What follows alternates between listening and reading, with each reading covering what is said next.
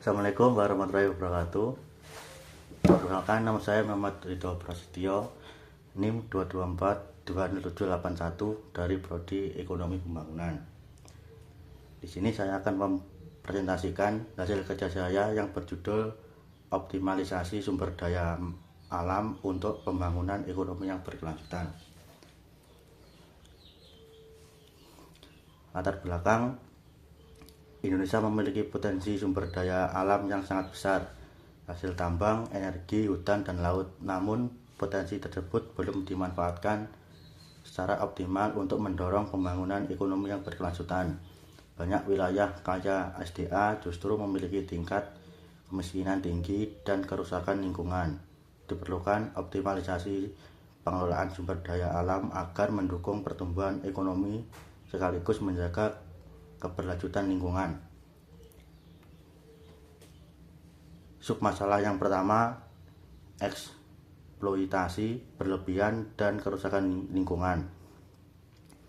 Terjadi ketika sumber daya alam digunakan secara terus-menerus tanpa mempertimbangkan daya dukung dan kelestariannya.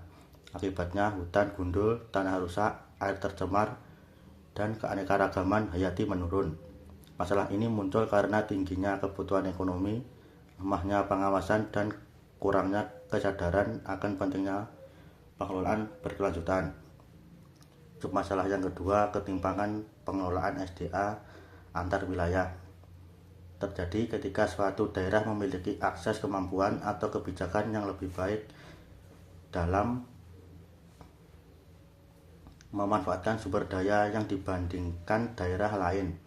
Akibatnya ada wilayah yang kaya dan maju karena pengelolaan SDA yang optimal, sementara wilayah lain tertinggal meski memiliki potensi alam yang besar. Hal ini disebabkan oleh perbedaan infrastruktur, investasi, kebijakan pemerintah daerah, dan kualitas sumber daya manusia. Submasalah yang ketiga, rendahnya inovasi dan teknologi pengelolaan SDA. Berarti masih minim penggunaan teknologi modern dan inovasi dalam mengelola sumber daya alam. Akibatnya pemanfaatan SDA menjadi kurang efisien, berdampak pada kerusakan lingkungan, dan hasilnya tidak optimal untuk mendukung pertumbuhan ekonomi berkelanjutan. Teori dasar konsep. Teori yang pertama, teori pembangunan berkelanjutan, adalah konsep pembangunan yang bertujuan untuk memenuhi kebutuhan saat ini tanpa mengorbankan kemampuan generasi mendatang dalam memenuhi kebutuhannya. Intinya, pembangunan harus berjalan seimbang antara tiga aspek utama. Aspek yang pertama, ekonomi, meningkatkan kesejahteraan dan pertumbuhan ekonomi. Aspek yang kedua, sosial, menjamin keadilan sosial dan kualitas hidup masyarakat. Aspek yang ketiga, lingkungan, menjaga kelestarian sumber daya alam dan ekosistem. Tujuannya agar pertumbuhan tidak hanya cepat tetapi juga berkelanjutan dan adil bagi semua generasi. Teori yang ketiga, teori pertumbuhan endogen. Teori ini menjelaskan bahwa pertumbuhan ekonomi jangka panjang ditentukan oleh faktor internal ekonomi, bukan hanya modal atau tenaga kerja.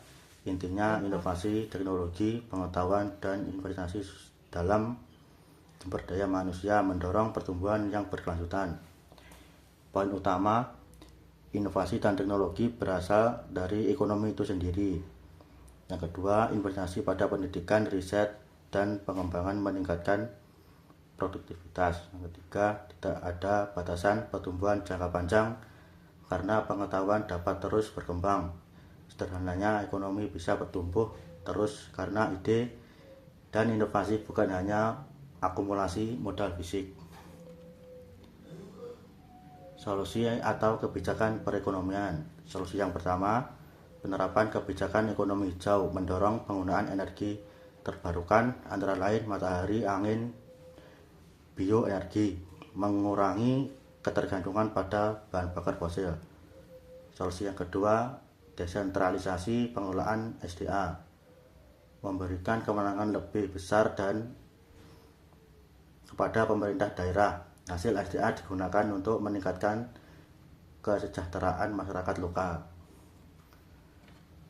Manfaat optimalisasi SDA meningkatkan daerah dan nasional. Yang kedua, mendorong penciptaan lapangan kerja baru di sektor hijau. Yang ketiga, menjaga keseimbangan ekosistem dan ketahanan ekonomi jangka panjang.